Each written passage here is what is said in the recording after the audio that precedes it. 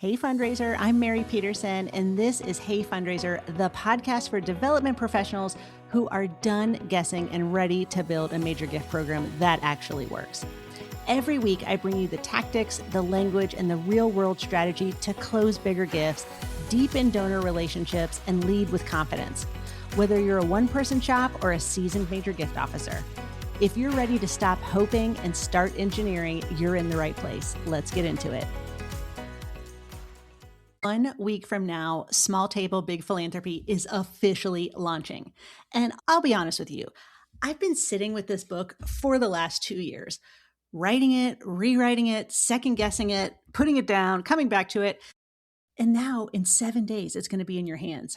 And I thought, what better way to celebrate than to give you like a real preview and not a sales pitch, not like a list of bullet points about what's inside. Like I actually want to teach you what's inside because the ideas in this book changed how I fundraise.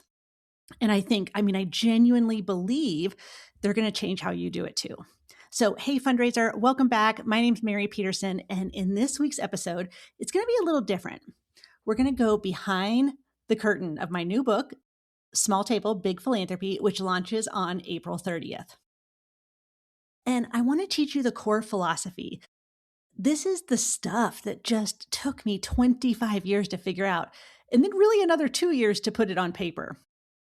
But before I get into it, I want to say something about why this book exists, because every book comes from somewhere.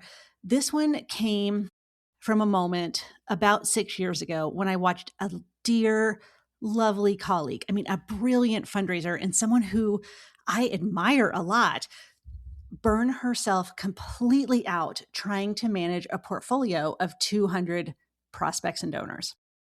She was doing everything right. Technically, making the calls, sending the letters, attending the events, doing the cultivation coffees, asking people for gifts.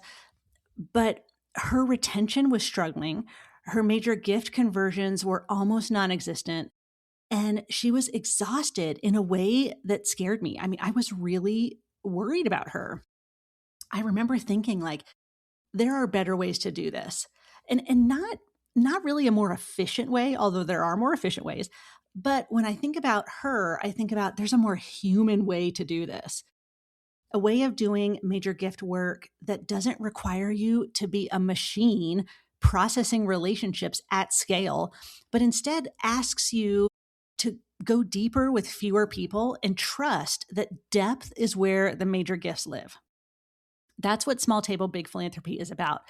A smaller table, more intentional relationships, and frankly, bigger results. So the premise of this book, and frankly, my whole approach to major gift fundraising is this. In a world obsessed with scale, the most powerful thing that you can do, fundraiser, is shrink your table. The conventional wisdom in our sector says, have a portfolio of 150, go after more donors, more ask, more revenue. And I understand why that seems logical. If you talk to 200 donors, surely you're going to raise more money than if you talk to 50, right? No. And I have 25 years of evidence to the contrary. Here's what I have found consistently across organizations of every size and mission. The fundraisers who raise the most money have smaller portfolios, and they work deeply within those portfolios. They know their donors, and I mean really know them. They know their kids' names. They know their dogs' names. They know what they're afraid of. They know why they give. They know what a bigger gift would mean to that person emotionally. And because they know all that, they make better asks. They get more yeses, and they keep their major gift donors longer. So a smaller table doesn't mean fewer major gifts. It means more of them because the relationships are deep enough to actually get there. And if you've listened to any of my stuff, you know that I'm really not about fluff and theory, or philosophy, frankly. What I want to talk to you today is about practical strategy. And I want to walk you through exactly how it works. So if I may have permission to nerd out for 1 second here, because there's actually real science that I think changes how we think about major gift conversations. When a donor makes a major gift decision, and we're talking about gifts of 10,000, 50,000, 100,000 more, that decision is not primarily a rational one. It doesn't happen in the prefrontal cortex where all your logic lives. It happens in the limbic system, and this is where trust and emotions live. So what does that mean for you in your day-to-day? It means that a donor does not give a major gift because you've presented data to them. They give a major gift because they trust you, they trust the organization, they trust the leadership. I mean, they may respond to data, they may be that donor that gives from the head, but they also feel deeply connected to your mission. They believe that your organization with your leader at this moment is going to do something meaningful with the resources that they're gifting. So that trust, that limbic level conviction does not come from a case for support document, like that's glossy and beautiful and all the things. It comes from repeated personal experiences that say, these people are a real thing. They care about me. My relationship with this organization is genuine. And here's the thing about trust: you cannot manufacture trust at scale. You can only build it through depth, which is why the small table principle is not just philosophical, it's neurological.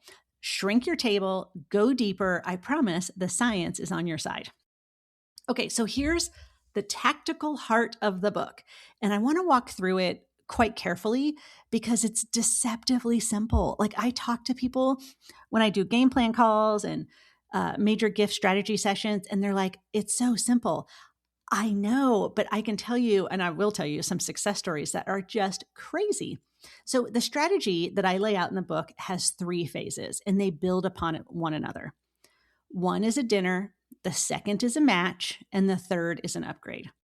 So let's dig into the dinner. I'm using dinner as a shorthand for any, intimate small group cultivation experience. I mean, essentially, it's the entry point. You identify a small group of donors, I mean, maybe 8 to 10, who share a similar giving level and a meaningful connection to your mission. I mean, they can have varying connections, but they still have a connection. You bring them together around a table, literally a dinner, a breakfast, what have you. And you create an experience that is very personal, that's so meaningful, and that could connect them to the impact of their giving in a way that, like, a gala or a huge event ever could. So the power of a small table experience is really twofold. First is the intimacy. When you're one of 10 people at a dinner table with the executive director and a program recipient sharing their story, that is a completely different experience than being one of 300 people in a hotel ballroom. Like, it feels differently. You remember it differently, and you give differently because of it. Second is community. When donors with similar values and similar giving levels meet each other, something really awesome happens. They begin to see themselves as a group, not just as individual donors. And groups take on shared identity, shared pride, and shared accountability. Like, we did this thing together is like one of the most powerful phrases in major gift fundraising. So my perfect event for you, fundraiser, is not a big gala. It's not a 5K. It is 10 people, 8 people around a dinner table, ideally in someone's home, beautiful home, who can stand up and say, this organization is the most important thing that you can be thinking about this year. And here's why. And here's what I'm giving. And we're going to go into this a little bit further. So the match is the second phase. And this is where the strategy gets very interesting. So after the dinner experience, you identify which donors are ready to move to the next giving level, and you match their next giving level with some sort of challenge or incentive. Now, we all love matches, right? The match does something psychologically powerful. It creates leverage. The donor's gift is worth more than just their gift. It creates urgency. If you give in the next 30 days, your gift will be doubled. And it creates community. Other donors are committing to this too. So all three of these things kind of lower the friction around increasing a gift. Very important here. I am not a huge fan of dollar to dollar matches. I write about this in the book. Everybody does it. And so it's kind of lost its magic a little bit. So I believe in a very specific strategic match. So let's say at your dinner, you raise $100,000. Okay. Like you have 5 couples, each of those couples commits to 20 or 25,000.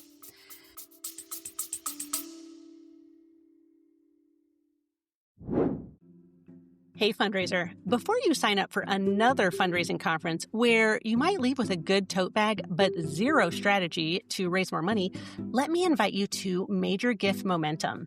This is my private coaching group where you'll get weekly coaching calls with me, access to my full Major Gift curriculum, and a community that's actually moving the needle. Major Gift Momentum isn't based in theory, it's based in action. Members are closing 5- and 6-figure gifts within 3 months of joining. Heather just closed a $245,000 gift.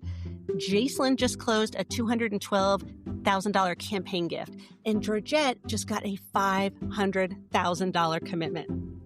All within 3 months of joining Momentum. Each of these Momentum members didn't think the donor would give that much, but once I taught them my method, they are raising money at a whole new level. So would you like in, fundraiser? If you do, go to heyfundraiser.com/momentum and let's get started.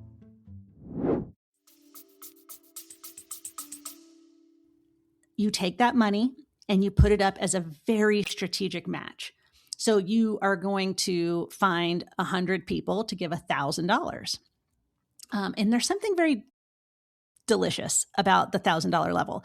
Like it's just enough of a commitment, but not so much that it's a major gift. So this is where the third part, the upgrade, this is the third phase.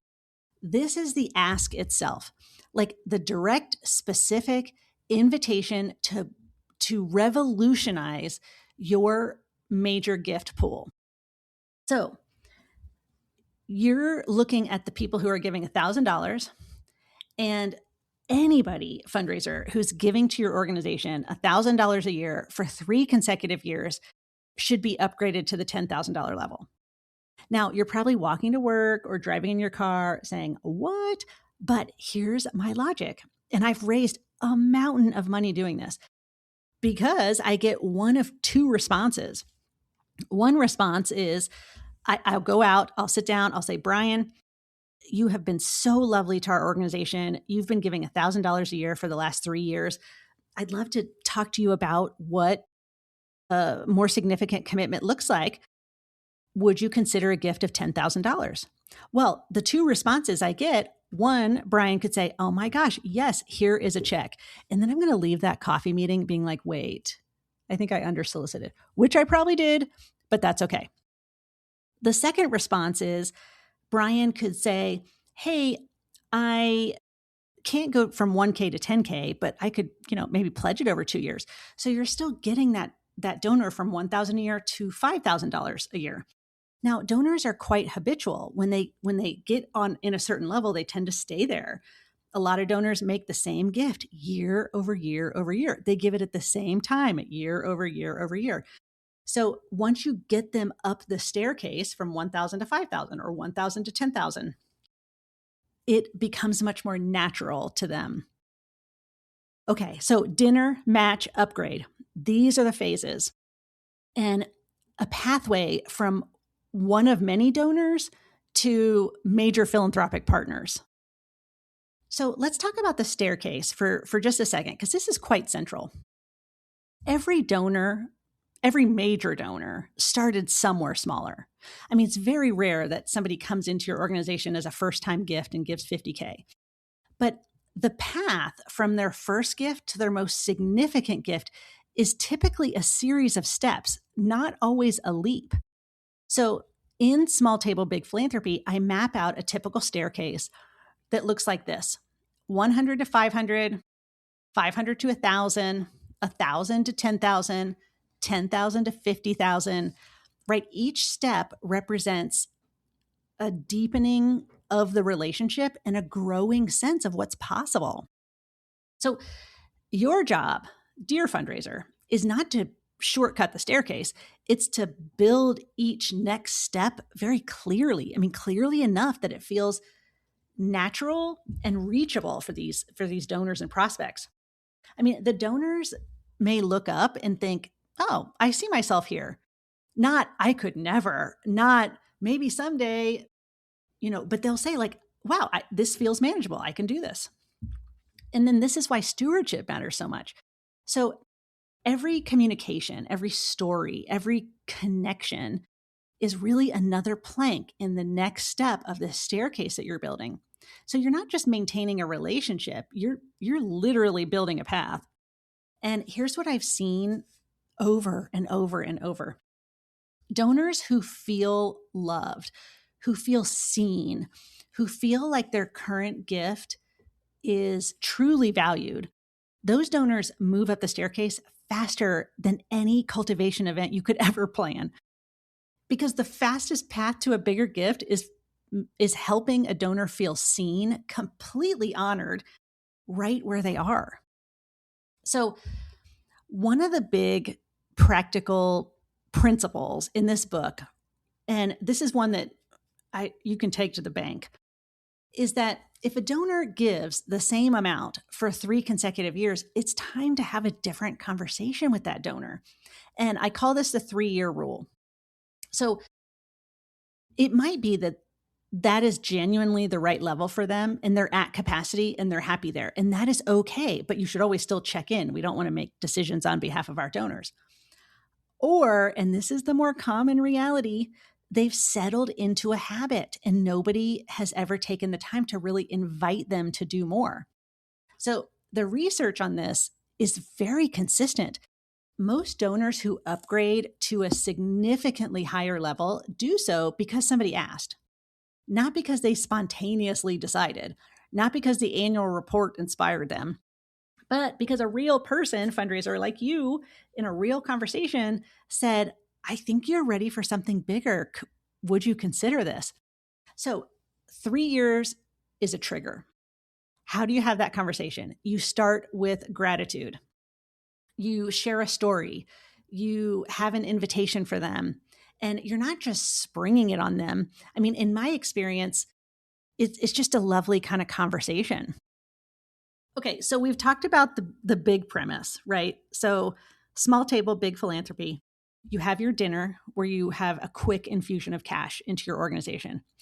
And by the way, this dinner, typically, I mean, if it's at someone's home, they want to create an experience, right? They want to pick the wine, they want to cook the dinner, they want to use their favorite chef or caterer. So the dinner typically won't cost you anything, fundraiser, but the money you raise that night, you want to put it up as a very strategic match, at least increments of $1,000 or more.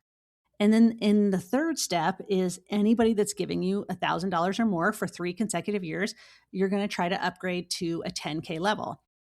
Those people are your future dinner hosts, right? Because they're getting up the staircase. So I have raised a mountain of money doing this strategy. And I've also talked to a lot of people about it. And my major gift momentum clients, my private coaching clients, and there's a lot of mistakes. So I want to run through those quickly because I see them constantly and I want you to be able to spot them and stop them. So first mistake is portfolio overload. Trying to manage too many relationships at once and giving everyone surface level attention. Remember, the major gifts are in the depth, so cut your portfolio in half. Like go deeper, go way deeper with fewer people. Second is treating cultivation like a checklist. If you're calling because your CRM says it's been 90 days, not because you actually have something meaningful to say, there's a fix to that. And every touch point you have there should be a reason and a story and a next step. The third most common mistake is rushing to the ask.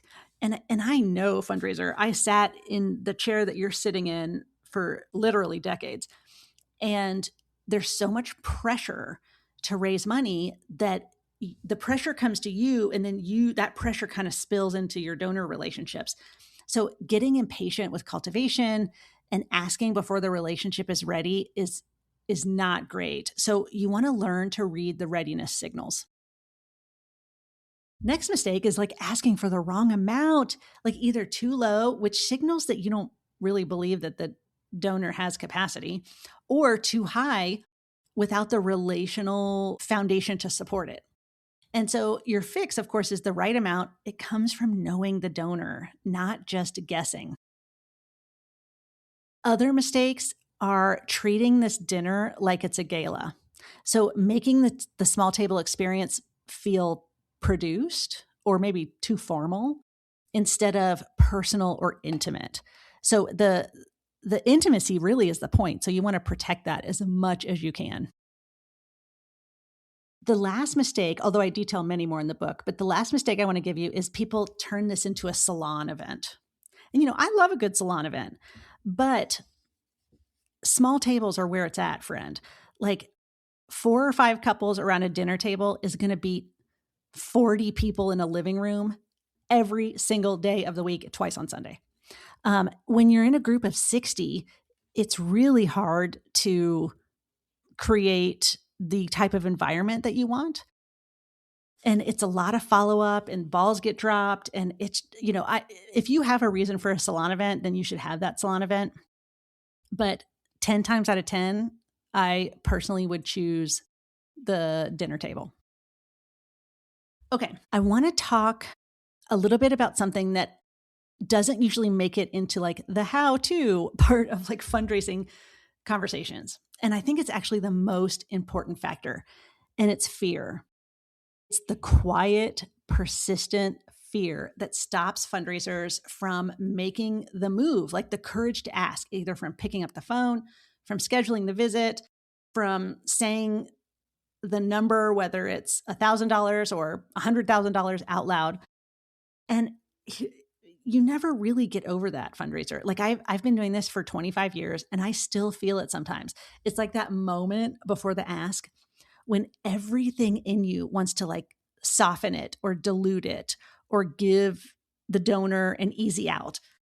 When you say something like, you can give it whatever level feels right, or, there's no pressure here, or, I'm so sorry to have to ask you this, or, we're grateful for any amount you can do. I mean, all those things are true. There is really no pressure. We are grateful.